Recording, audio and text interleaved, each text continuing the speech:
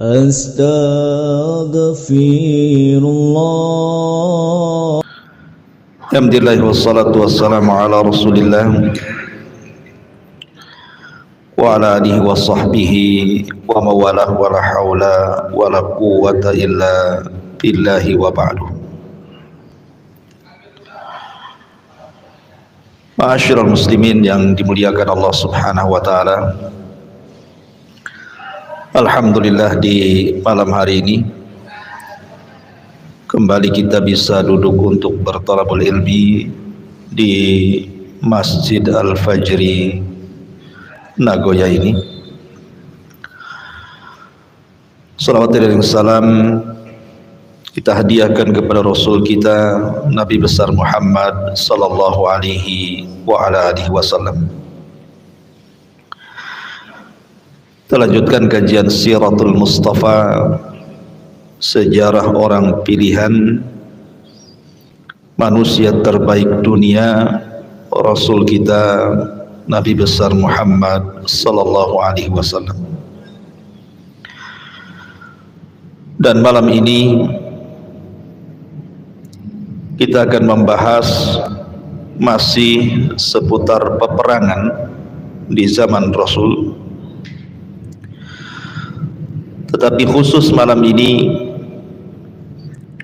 peperangan yang terjadi ini sangat menyedihkan hati kaum muslimin, terutama Nabi sallallahu alaihi wa ala alihi wasallam. Karena di perang ini banyak gugur sahabat-sahabat pilihan, bahkan pakar-pakar Quran. Mereka dibunuh dengan cara dikhianati. Ada dua perkara atau dua perang yang ingin saya jelaskan di malam hari ini. Pertama, Sariyatul Raji. Raji itu artinya sumur. Di sini terjadi pembantaian. Kemudian yang kedua kita akan bicara tentang Bi'ru Ma'unah. Ini juga sumur juga, namanya sumur Ma'unah. Dua-duanya sumur. Makanya kemudian peperangannya dinisbatkan kepada dua sumur ini. Pertama sumur Raji' dan yang kedua sumur Ma'unah. Bagaimana kisahnya? Ma'asyiral muslimin yang dimuliakan Allah Subhanahu wa taala, ketika Nabi sallallahu alaihi wasallam mengalami kekalahan di Uhud dan banyak para sahabat menjadi korban di perang Uhud dan mati syahid, sekitar 70 syuhada Uhud mati di perang Uhud. Maka tepat di bulan Safar pada tahun 4 Hijriah, di sini banyak peristiwa. Salah satunya adalah peristiwa yang kita akan kisahkan, Sariyatu Ar-Raji. Sariyah itu satu pasukan yang tidak dipimpin Nabi.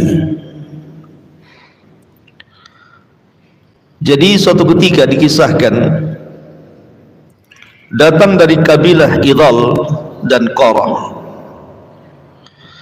menemui Nabi sallallahu alaihi wasallam untuk diutus kepada mereka yang bisa mengajarkan Islam dan membacakan kepada mereka Al-Quran. Maka Nabi sallallahu alaihi wasallam ketika itu mengutus 6 sahabat terbaik. Nanti kita akan kisahkan sedikit biografi dari 6 sahabat ini. Lah, kemudian setelah kemudian mereka pun sampai di tujuan, tiba-tiba kemudian mereka dikhianati. Akhirnya terjadilah pembunuhan terhadap 6 sahabat ini dan terjadi pembantaian di sumur namanya Raji. Siapa sahabat-sahabat ini? Bagaimana kisah pembantaiannya? Ini yang menarik kita akan bahas di malam hari ini. Ma'asyiral muslimin yang dimuliakan Allah Subhanahu wa taala. Pertama sahabat yang diutus Nabi sallallahu alaihi wasallam adalah Marthad ibn Abi Marthad. Marthad ibn Abi Marthad, dan dia termasuk orang yang awal-awal masuk Islam. Dia mengikuti dua peperangan besar. Pertama perang Badar, dan yang kedua perang Uhud. Marthad ini, ma'asyiral muslimin yang dimuliakan Allah Subhanahu wa taala, dia adalah Marthad ibn Abi Marthad ibn Husain dari Bani Ghinah, dan ayahandanya semasa jahiliyah itu berkawan baik dengan Hamzah ibn Abdul Muttalib, maksudnya paman Rasul. Marthad ibn Abi Marthad ini ketika perang Badar, dia dipercaya untuk membawa tawanan. Dalam perang Badar kan kaum muslimin menang. Banyak orang-orang kafir Quraisy terbunuh dan tertawan. Yang menyeret tawanan itu adalah Marthad ibn Abi Marthad ini, karena besar perawakannya dan kuat tenaganya.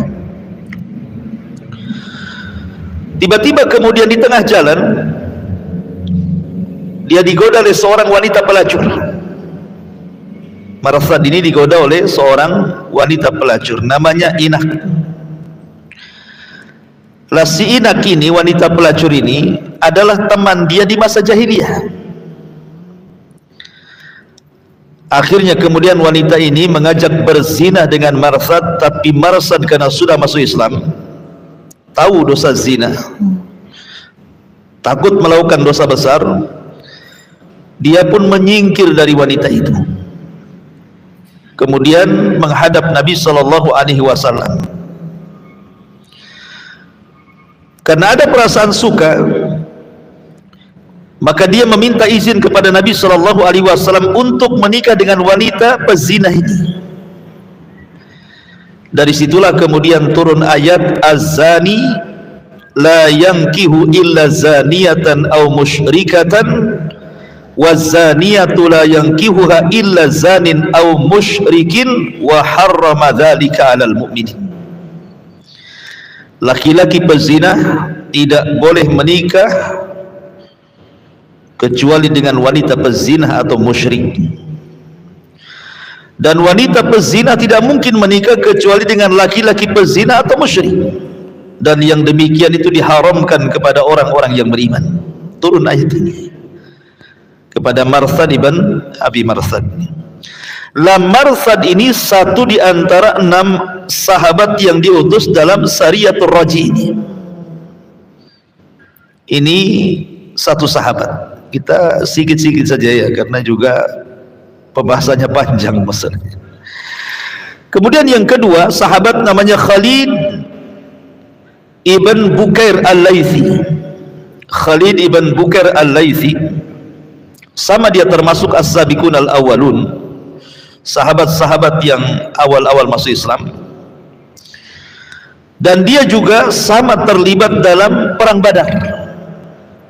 Dan ingat, orang-orang yang terlibat dalam perang Badar itu punya keutamaan. Salah satunya Nabi SAW mengatakan, siapa yang perang Badar itu i'malu ma syi'tum faqad ghafartu lakum, berbuatlah sekehendakmu karena Allah sudah mengampuni dosa-dosa kalian. Jadi memang Ashabul Badar, orang yang terlibat dalam perang Badar ini ada keistimewaan sendiri dari Nabi sallallahu alaihi wasallam. Dia pun hijrah bersama saudaranya ke Yathrib, kemudian dipersaudarakan oleh Nabi sallallahu alaihi wasallam dengan Zaid, dan dia pun ikut perang Badar, kemudian ikut perang Uhud, dan terlibat dalam pengutusan Sariyah dalam Sariyatul Raji yang kita ceritakan ini. Itulah Marsad ibn Abi Marsad ini. Kemudian yang ketiga, Asim ibn Thabit ibn Abil Afrah. Ini yang menarik kita kisahkan, Asim ibn Thabit ini.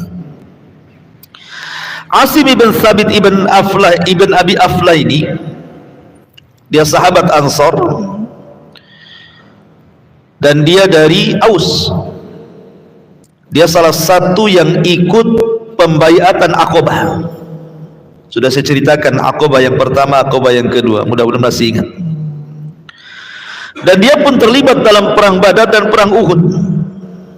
Dia salah satu orang yang mati syahid pada Sariyatul Raji yang kita akan kisahkan ini. Masalahnya begini, yang menarik dari kisah Asim ibn Thabit ini, dia kan dipenggal kepalanya. Kemudian orang-orang yang memenggal kepala Asim ibn Thabit ini ingin menyerahkan kepalanya kepada seorang wanita, yang wanita ini merasa dendam karena saudaranya terbunuh dalam perang Badar.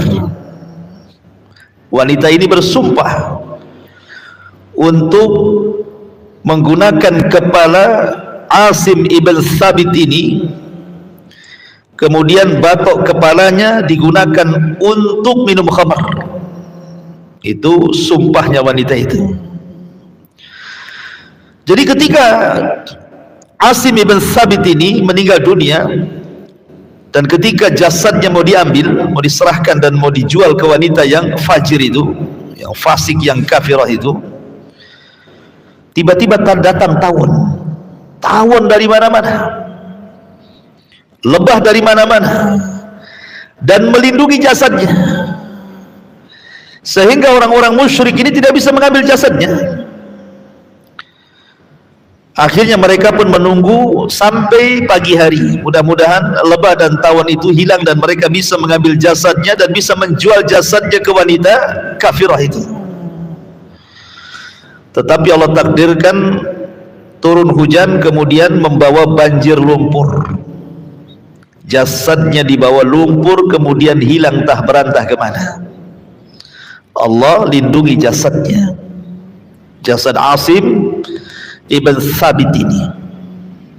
Luar biasa gitu ya, karena dia pernah bersumpah kepada Allah Azza wa Jal, jangan sampai badannya disentuh oleh siapapun dari orang-orang musyrik itu, dan Allah kabulkan keinginannya. Asim ibn Thabit ibn Abil Aflah ini. Kemudian yang keempat, Zaid ibnu Dithinnah.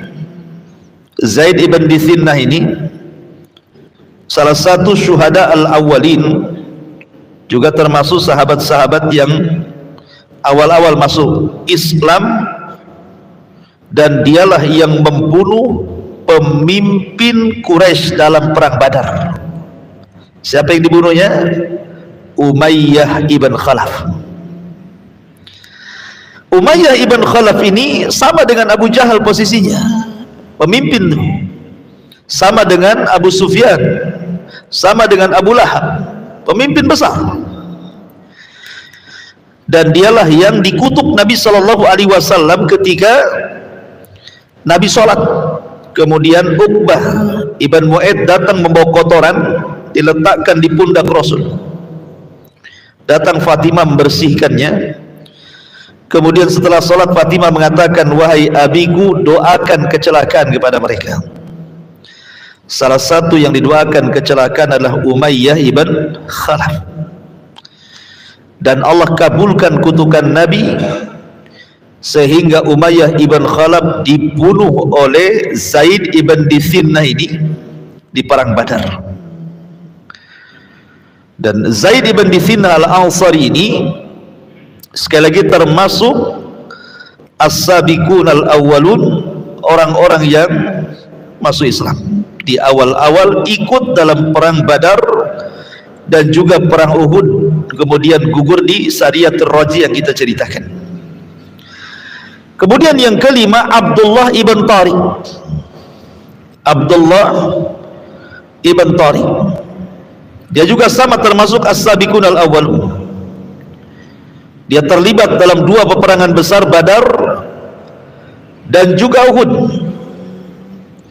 Dan dia adalah salah seorang juga sahabat yang diutus oleh Nabi SAW dalam perang Dzatur Raji ini. Dan yang terakhir yang menarik lagi, namanya Khubayb ibn Adi. Khubayb ibn Adi ini tertangkap dalam Sariyatul Raji, kemudian dibawa ke Haram. Karena orang-orang Mekah itu, mereka ingin membalas dendam kekalahan mereka di Badar, dan siapa sahabat-sahabat yang pernah membunuh keluarga mereka, dan mereka hafal siapa-siapanya, termasuk Khubayb bin Adi. Ketika dalam Sariyatul Raji dia tertangkap, kemudian dibawa ke Mekah.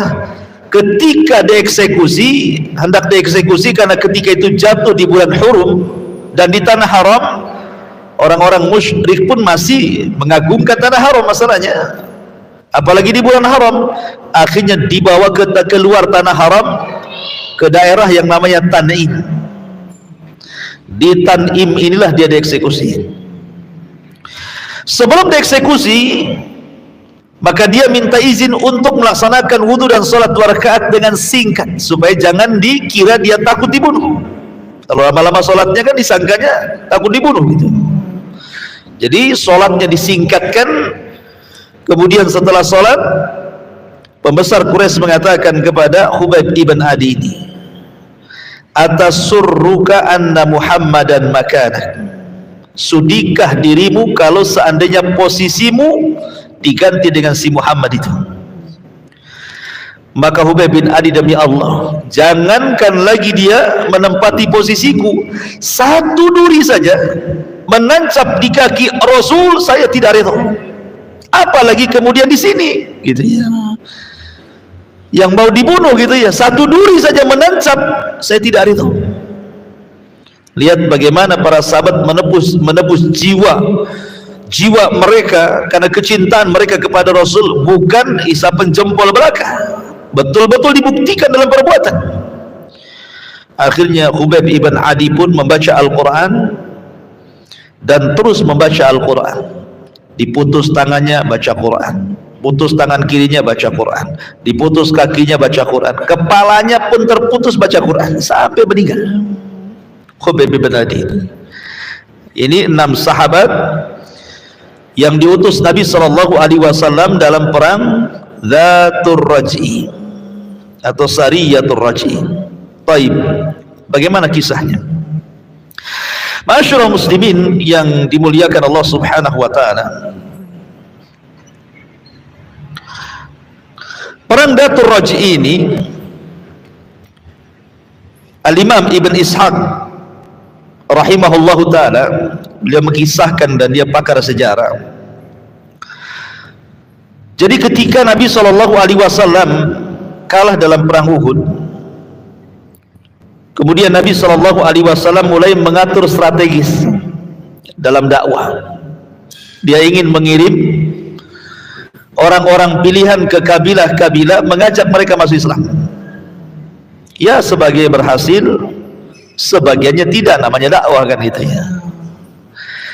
Sehingga kemudian ada 2 kabilah datang, namanya kabilah Idhal dan Qarah ini, menjumpai Nabi SAW, kemudian meminta kepada Nabi SAW, tolonglah kirimkan kepada kami para pakar-pakar Quran untuk mengajarkan Islam kepada kami. Akhirnya kemudian Nabi SAW pun mengutus orang-orang yang saya sebutkan tadi, 6 sahabat ini, karena mereka pakar-pakarnya masalahnya ya. Diutuslah mereka. Lah ketika kemudian sampai di sebuah sumur namanya Sumur Ar-Raji, makanya peristiwa ini disebut Dzatur Raji, Sariyatu Ar-Raji, karena disebutkan kepada sumur. Maka kemudian bukannya mereka dihormati, justru mereka dikepung, dikhianati. Nabi SAW dibohongi. Akhirnya kemudian ketika mereka pun dikepung di situ, maka mereka meminta untuk menyerah. Kalau menyerah, mereka tidak akan dibunuh. Tetapi pemimpin dari sahabat-sahabat ini, Asim ibn Thabit tadi, mengatakan, demi Allah, kami tidak akan menerima satu perjanjian apapun dengan orang musyrik. Karena tahu orang-orang kafir itu suka menyalahi janji. Maka dikatakan, tidak mungkin kami melakukan perjanjian dengan kalian bahwa kalian akan menolong kami, mustahil. Tidak mau. Akhirnya Asim sebagai pemimpin, kalau kalian mau perang, kita perang. Masalahnya jumlah mereka banyak, 100 lebih. Ini cuma 6 orang. Gimana cara melawannya? Terjadilah kemudian peperangan. Maka akhirnya Asim pun meninggal di situ. Dan beberapa sahabat meninggal di situ, kecuali beberapa orang. Akhirnya menyerah. Salah satunya adalah Khubayb ibn Adi ini. Lah Khubayb ibn Adi ini kemudian diserahkan tadi. Diserahkan ke mana? Ke orang-orang Mekah yang dendam karena saudara-saudara mereka mati di perang Badar. Sampai akhirnya kemudian dia pun dieksekusi di Tan'im. Akhirnya kemudian Khubayb yang terakhir mati syahid dari 6 orang yang diutus Nabi sallallahu alaihi wasallam. Subhanallah. Ketika eksekusi Khubayb ibn Adi ini, ada orang musyrik hadir di situ. Salah satunya adalah Sa'id ibn Amir al-Jamhi. Sa'id ibn Amir al-Jamhi itu ikut menyaksikan dalam eksekusi siapa? Khubayb ibn Adi di Tan'im itu. Dia terpengaruh dengan doanya Khubayb, karena sebelum dibunuh Khubayb ini berdoa. Doanya persis seperti doa Nuh alaihi salatu wassalam. Apa doanya? Nabi Nuh alaihi salatu wassalam, Nuh mengatakan, Rabbi inni maghlubun fantasir. Ya Rabb, aku sudah dikalahkan, tolong aku. Maka Khubayb bin Adi mengatakan, Allahumma la tahsihim adada waqtul badada. Dia mengatakan, ya Allah, jangan kau perbanyak jumlah mereka, binasakan mereka semua, jangan kau sisakan, katanya. Doa ini terekam oleh namanya Sa'id ibn Amir ini, yang menyaksikan eksekusi dan masih musyrik dia. Sebab itulah dia masuk Islam. Sa'id ibn Amir ini masuk Islam karena terpengaruh dengan ucapan siapa? Khubayb ibn Adi. Dan dia baik Islamnya. Lah di zaman Khalifah Umar, Sa'id ibn Amir ini dijadikan gubernur Syam karena baik Islamnya. Kemudian dia pun terkenal zuhud dan wara. Nasihat-nasihatnya itu sangat bagus sekali, penuh dengan syarat dengan hikmah, sampai Umar terpengaruh. Akhirnya Umar menghendaki Sa'id ibn Amir ini digunakan atau dijadikan, diangkat menjadi gubernur di Syam. Tiba-tiba kemudian orang-orang Syam demo sama Umar tentang kepemimpinan Sa'id ibn Amir ini. Ada catatan.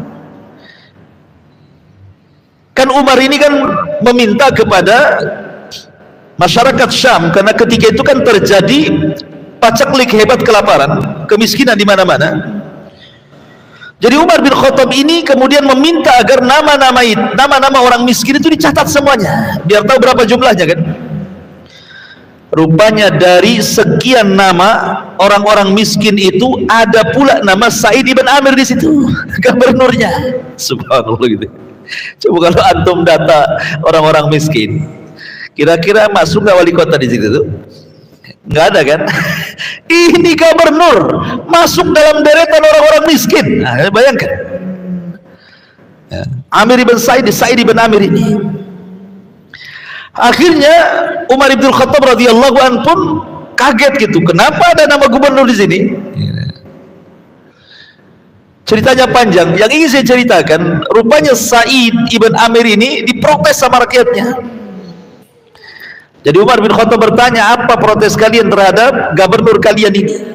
Satu katanya, dia itu kalau keluar siang-siang saja, kalau malam tak mau keluar. Dan kalau kami pun datang malam-malam nggak mau diganggu dia. Masa gubernur kayak gitu katanya? Satu kan. Yang kedua, setiap 1 minggu ada 1 hari dari pagi sampai malam nggak keluar dia. Coba bayangkan ya, diprotes tuh. Kemudian yang ketiga, ini gubernur kami ini aneh. Kalau seandainya dia di tengah-tengah terik matahari, tiba-tiba jatuh pingsan katanya.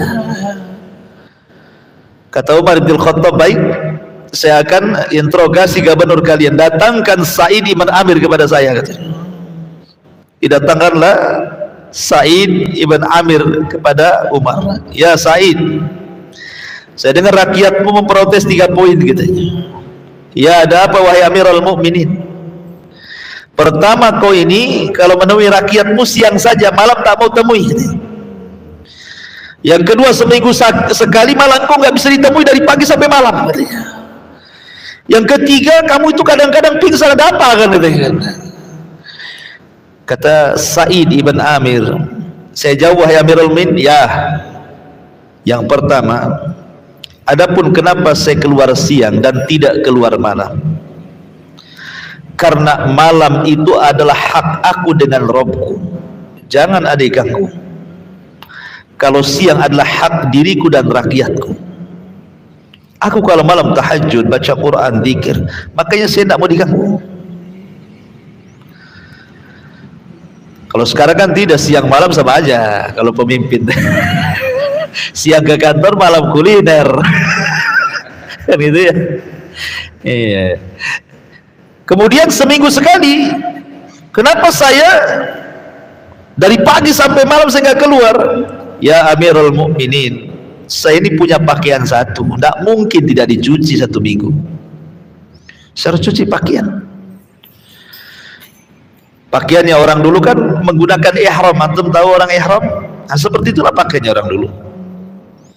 Saya harus cuci pakaian itu, tidak mungkin saya keluar telanjang. Saya harus cuci, saya akan jemur, baru kemudian besok saya pakai lagi, minggu depan saya cuci lagi. Pemimpin zaman sekarang, jangan antum hitung pakaiannya, hitung lemarinya. Hitung lemarinya, ya kan? Pakaiannya nggak usah hitung pakaian, lemarinya saja. Ya, kalau sudah banyak lemari, banyaklah pakaiannya di situ. Adapun kenapa yang ketiga ini yang kaitannya dengan cerita Khubayb bin Adi. Kalau aku tersengat matahari, aku selalu terbayang bagaimana penyiksaan orang-orang musyrik kepada Khubayb bin Adi yang aku saksikan kala itu.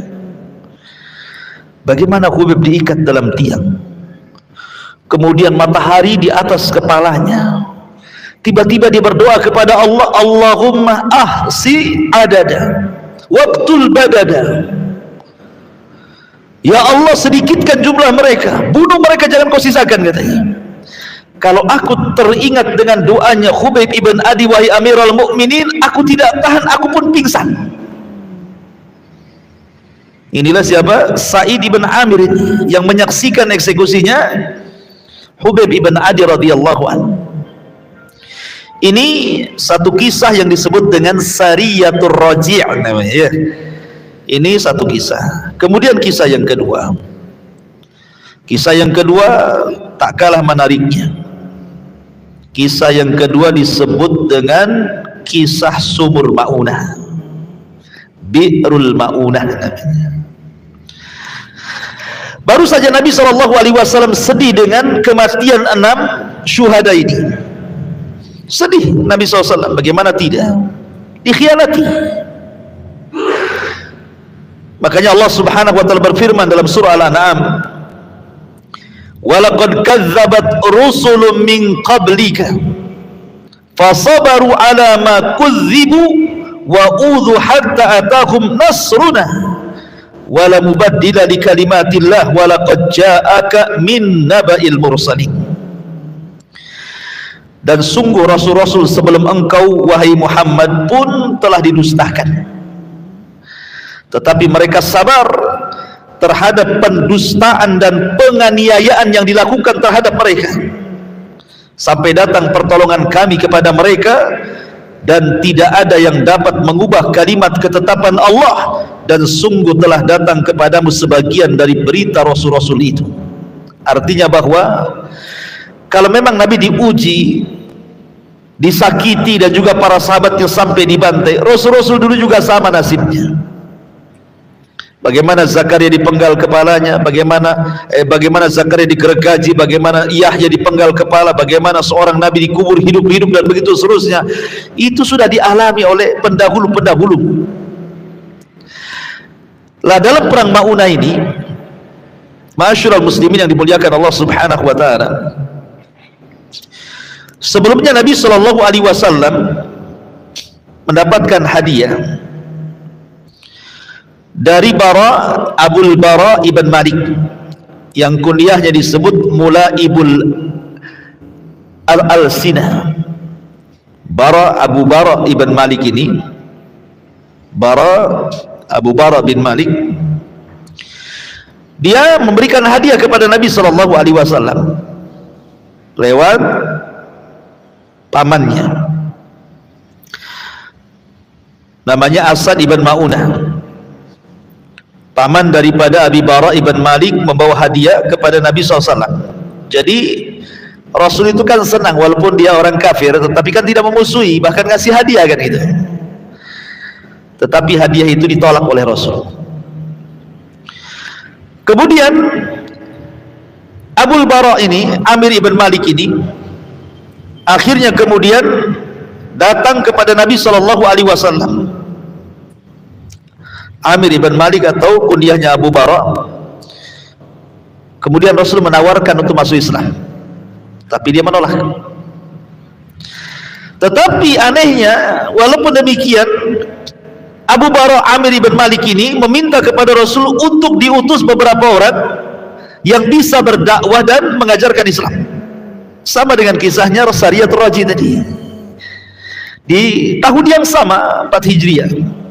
Jadi berdekatan waktunya itu. Nabi SAW pernah sempat khawatir dan mengatakan, inni akhsha alaihim ahlan Najd. Kayaknya nggak bisa lah, saya takut sahabat-sahabat ini diutus ke sana tiba-tiba dibunuh oleh orang-orang jade jadi itu. Tetapi kata Abul Bara, ana lakum jarun, kupastikan mereka akan selamat karena aku yang melindungi mereka.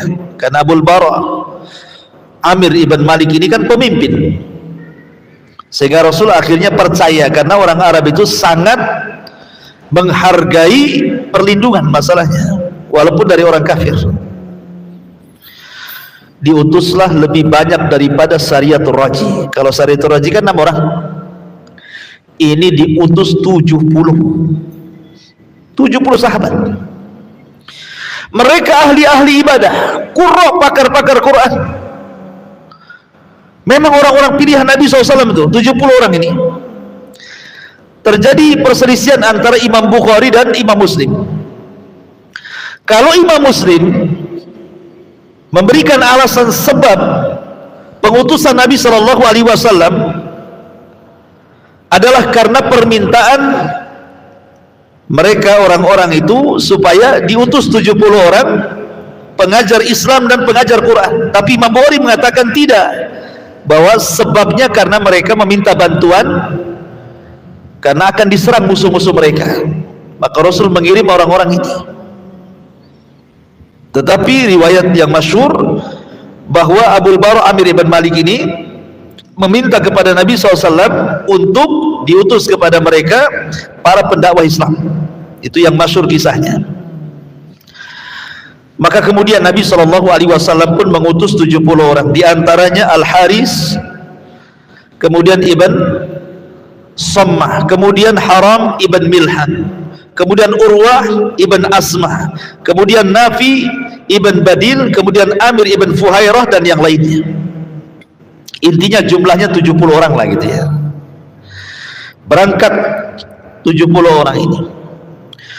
Ketika sampai di sebuah sumur namanya Maunah, makanya peristiwanya disebut sumur Maunah. Ketika sampai di sumur Maunah itu, akhirnya kemudian pemimpin mereka diutus kepada kabilah untuk dikirim surat bagaimana pengajakan Nabi kepada Islam. Tetapi kemudian utusan ini malah dibunuh. Haram ibn Milhan, salah satu dari syuhada sumur Maunah ini, dibunuh oleh anak dari atau keponakan daripada Abul Bara Amir ibn Malik yang minta diutus. Ponakannya jahat, namanya Amir ibn Tufail namanya. Kata Amir bin Tufail, tidak, saya tidak redha paman saya melindungi mereka, katanya. Ketika kemudian surat ini diberikan kepada Amir ibn Tufail oleh Haram ibn Milhan, ketika Haram ibn Milhan dipulang, maka Amir ibn Tufail mengisyaratkan orang-orangnya bunuh dia, katanya. Maka dibunuhlah dengan tombak dari belakang, pengecut. Akhirnya utusan itu pun Haram ibn Milhan meninggal. Sebelum meninggal dia bertakbir kepada Allah dan mengatakan, Allahu Akbar, demi Allah aku sudah senang karena aku ingin masuk surga, katanya. Jadi dibunuh itu senang sahabat itu, karena apa? Intinya mati syahid kan itu sahabat itu kan ya. Akhirnya mendengar pembunuhan Milhan, Haram ibn Milhan ini, tentu sahabat-sahabat yang ada di sumur Maunah itu tidak terimalah. Lah rupanya Amir ibn Tufail ini berusaha mengajak kabilahnya tapi tidak mau. Makanya dia mengajak kabilah-kabilah yang lainnya seperti Dakwan, Ri'lin, Aisi, 3 kabilah ini. Mau pula 3 kabilah dikompori sama Amir ibn Tufail ini untuk menyerbu 70 para qurra Quran yang berada di sumur Maunah itu. Kepunglah mereka.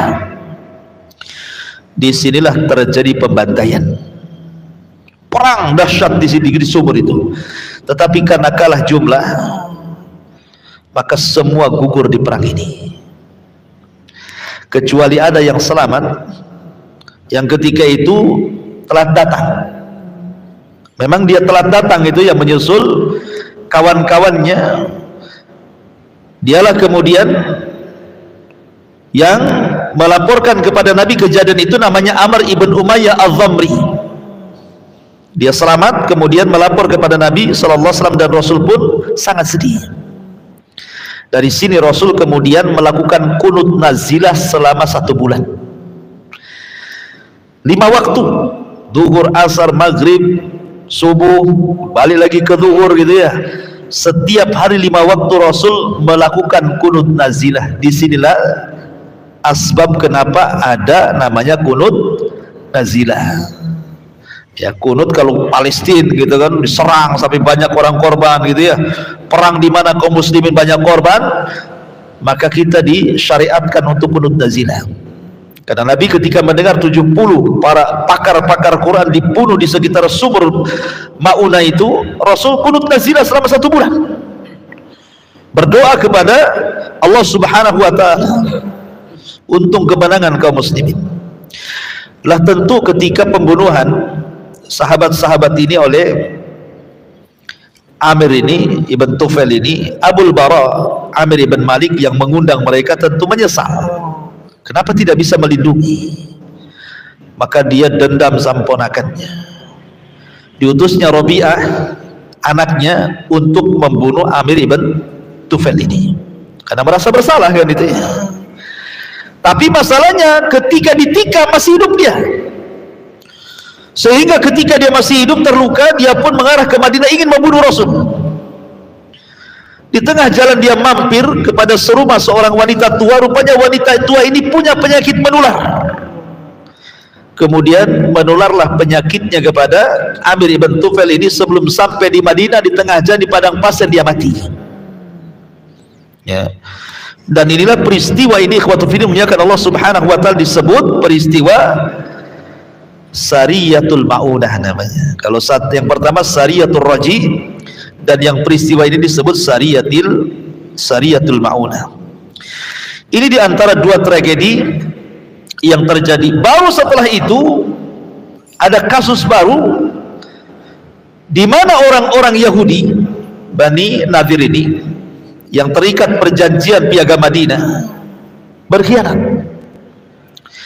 Kemudian mereka berkumpul, kemudian mereka pun berusaha untuk rapat bagaimana caranya membunuh Nabi SAW. Jadi rapat mereka itu dalam rangka pembunuhan terhadap Nabi. Makanya kemudian ketika mereka rapat di situ, Allah Subhanahu wa taala permisalkan mereka seperti syaitan. Allah Subhanahu wa taala berfirman, kamatsali syaitan. Mereka seperti syaitan, kata Allah Subhanahu wa taala, karena mereka sudah enggak bisa lagi berpikir gitu bagaimana caranya membunuh Rasul saja. Padahal mereka terikat dengan perjanjian ini, Bani Nadir ini. Akhirnya kemudian salah seorang di antara mereka meminta jangan, tetapi mereka tetap saja merencanakan pembunuhan Nabi SAW. Maka dijelaskan, berdirilah orang yang paling jahat di antara mereka. Ada yang mengatakan namanya Amr ibn Jahash. Dia siap melakukan pembunuhan itu dan siap melukai Rasul dengan cara membawa batu dari atas rumah di mana Rasul lagi duduk di bawah, maka akan ditimpakan sama batu. Itu cara pembunuhannya.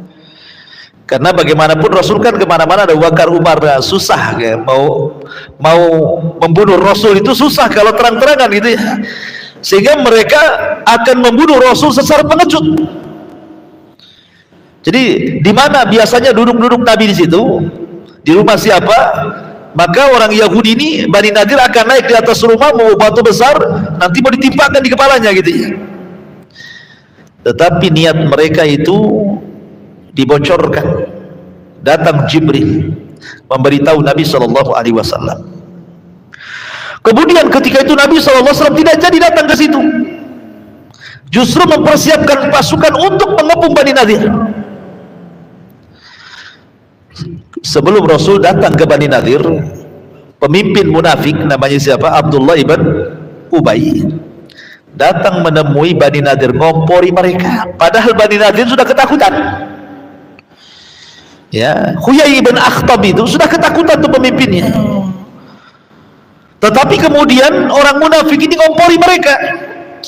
Makanya Allah Subhanahu wa taala kemudian firmankan, alam tara ilal ladzina nafaqu yaquluna li ikhwanihim alladzina kafaru min ahlil kitab la in ukhrijtum lanakhrujanna ma'akum wa la nuti'u fikum ahadan abada wa in qutiltum lanansurannakum wallahu yashhadu innahum lakadzibun. Apa kata Allah menggambarkan ini orang munafik yang menghasut orang-orang Yahudi ini? Tidakkah engkau memperhatikan orang-orang munafik yang berkata kepada saudara-saudaranya yang kafir dari antara ahli kitab, sungguh jika kamu usir, niscaya kami pun akan keluar bersama kalian, dan kami selamanya tidak akan patuh kepada siapapun demi kalian, dan jika kalian diperangi pasti kami akan membantu kalian, dan Allah menyaksikan bahwa mereka para pendusta. Bani Nadir sebenarnya sudah ketakutan, tetapi kemudian dikompori sama orang-orang munafik. Tenang, lawan saja, nanti kalau kalian lawan, kami siapkan pasukan besar, kita lawan sama-sama. Ketika betul-betul pasukan sampai, tidak ada satupun orang munafik yang hadir. Nggak ada pertolongan, nggak ada bantuan. Dari situlah Nabi SAW kemudian mereka dikepung.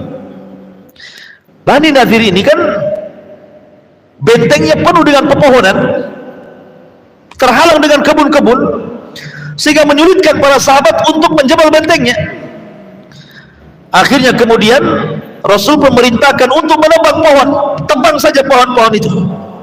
Kalau sekiranya itu menghalangi tujuan jihad. Dari sini kemudian turun ayat, ma qata'tum min linatin aw taraktumuha qa'imatan ala usuliha fa bi idznillah wal yuhziyal fasikin. apa yang kamu tebang di antara pohon kurma milik orang kafir atau yang kamu biarkan tumbuh berdiri di atas pokoknya, maka itu terjadi dengan izin Allah dan karena dia hendak memberikan kehinaan kepada orang-orang fasik. Akhirnya semua ditebang tuh sampai akhirnya mereka mendekati benteng. Ketika mereka mendekati benteng, dari situlah kemudian dijelaskan dalam Al-Quran, la in ukhriju la yakhrujuna ma'hum wa la in qutilu la yansurunahum wa la in nasaruhum la yuwalluna al-adbara thumma la yunsarun.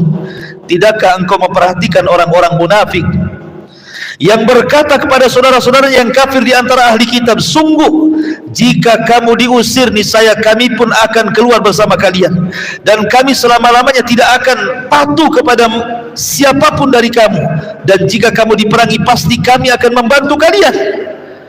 Tapi apa yang terjadi setelah Rasulullah mengapung? Tidak ada satu pun munafik yang datang kan? Dari situlah Allah berikan kehinaan, mereka pun dikepung, akhirnya diusir dari Madinah. Diusir dari Madinah. Jadi terusirnya orang-orang Yahudi di Madinah itu bukan karena Rasul tidak suka dengan keberadaan mereka, tidak. Rasul bermuamalah dengan orang-orang Yahudi itu luar biasa. Kalau antum membaca sejarah bagaimana muamalah Rasul dengan orang-orang Yahudi itu luar biasa, menghormati mereka. Rasul memberikan kesempatan beragama mereka, tidak memaksa agama mereka. Rasul memberikan kehidupan kepada mereka, mau cari rezeki terserah mereka. Terkadang Rasul datang kepada orang sakit mereka, membantu kepada fuqara dan masakin mereka, dan begitu seterusnya. Tetapi mereka berkhianat dalam perjanjian. Itulah yang menjadikan Rasul mengusir orang-orang Yahudi Bani Nadir ini keluar dari Madinah. Ya. Dari sini ma'asyiral muslimin yang dimuliakan Allah Subhanahu wa taala, bahwa Nabi selalu mendapatkan ujian. Dari awal perang Sariyatul Raji, bagaimana sedihnya Rasul, 6 sahabat harus jadi gugur. Kemudian Sariyatul Ma'unah, 70 syuhada mati persis jumlahnya dengan syuhada Uhud. Syuhada Uhud berapa? 70 orang kan? Di sini pun 70 orang. Kemudian perang Bani Nadir justru Rasul akan dibunuh dengan cara pengecut. Dan begitulah ujian kita, ikhwan. Dalam berdakwah itu pasti akan ada ujian seperti yang dialami Nabi SAW. Pasti disakiti, diuji, itu sudah fitrah dakwah. Maka jangan kemudian kita pantang mundur, terus berdakwah. Wallahu a'lam bishawab. Ini diantara kisah 3 perang secara singkat ya. Mohon maaf biasanya agak lama ya, saya karena ada keperluan. Saya cukupkan sampai di sini. Subhanakallahumma bihamdika asyhadu an la ilaha illa anta astaghfiruka wa atubu ilaik. Allahu ta'ala alam. Assalamualaikum warahmatullahi wabarakatuh.